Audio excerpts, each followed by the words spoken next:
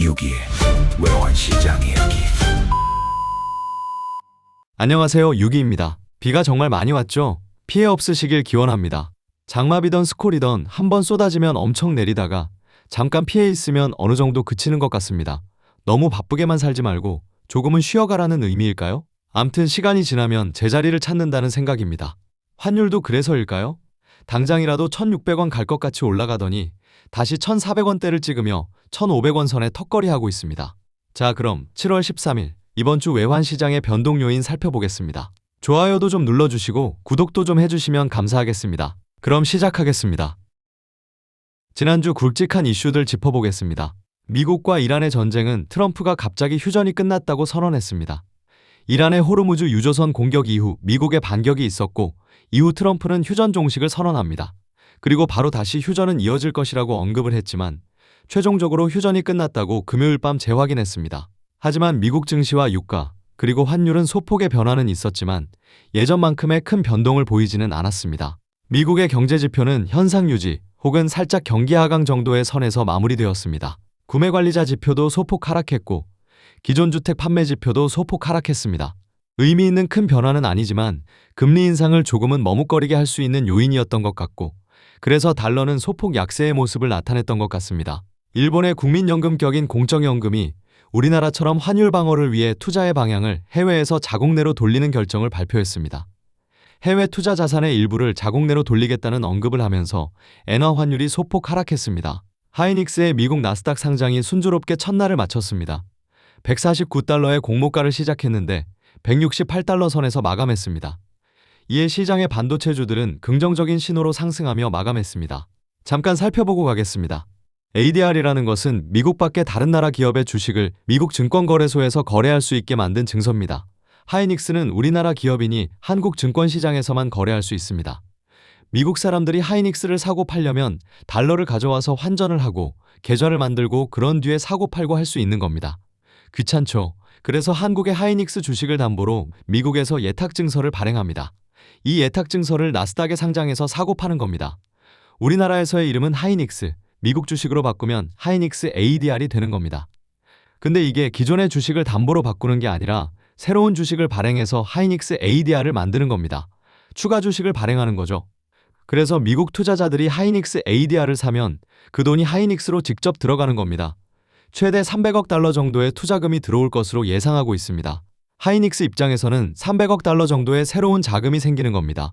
이 돈이 이제 앞전에 삼성과 함께 발표했던 용인 반도체 클러스터, 청주 패키징 공장 등에 투자되려면 달러를 원화로 환전해야 하는 거죠. 이에 대한 기대감이 외환시장에서는 물량 공급에 대한 부담으로 느끼는 것입니다. 지난 몇 달 동안 이어져 오는 원화 약세, 환율 상승에 대한 베팅이 이제 어느 정도 전환점이 왔다고 생각합니다. 그 결정적인 키가 된 것이 하이닉스의 ADR 발행, 그리고 나스닥에서의 성공적인 안착이 아닐까 생각합니다. 지금까지는 전쟁, 그리고 반도체주 상승에 대한 국내 증시 리밸런싱 등으로 환율이 상승했는데 이제부터는 잘못하면 하이닉스의 ADR 발행 물량이 공급되어 추세가 바뀐다면 급격히 하락으로 반전할 수 있다는 위기감에 매수 포지션의 청산이 많이 일어났다고 생각됩니다. 그래서 1,550원까지 상승했던 환율이 1,500원 선까지 급격히 내려온 것 아닐까 예상해 봅니다. 그동안 수출 기업들도 외화를 환전하지 않고 기다렸는데 1,550원이라는 환율도 매력적이기도 하지만 향후 물량 공급에 대한 부담으로 하락하려는 움직임이 보이자 지금 환전하자라는 인식으로 많이 돌아선 것이 아닐까 생각해 봅니다. 수출업체의 물량도 꽤 시장에 나온 한 주였습니다. 그리고 이번 주는 우리나라에 금통위가 있습니다. 신현송 한국은행 총재는 물가를 잡기 위해 금리를 올리겠다고 어느 정도는 언급을 했었던 터라 이번 주 금통위에서 금리를 2.75%까지 0.25% 인상할 것으로 예상하고 있습니다. 하이닉스 ADR의 물량에 더해 금리가 올라간다면 원화의 방향은 아래쪽을 더 확고하게 바라볼 수 있겠습니다.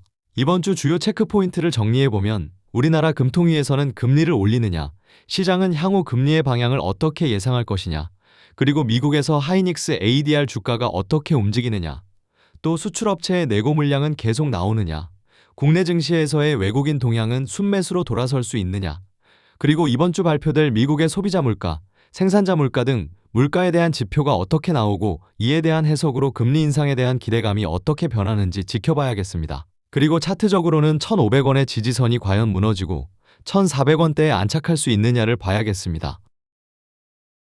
이번 주 주요 경제 일정 살펴보겠습니다. 14일 미국의 6월 소비자 물가지수가, 15일에는 생산자 물가지수가 발표됩니다. 소비자 물가지수는 이전보다 소폭 하락이 예상되어 상승했을 경우 물가 방어를 위해 금리를 올려야 한다는 명분이 커질 텐데 조금은 한숨 돌릴 수 있는 분위기가 될 것 같습니다. 현재 미국의 금리 인상 시기는 9월 정도로 보고 있는 편입니다. 이에 더해 14일과 15일, 케빈 워시 연준 의장이 미국 의회 상원과 하원에 출석해 증언에 나섭니다.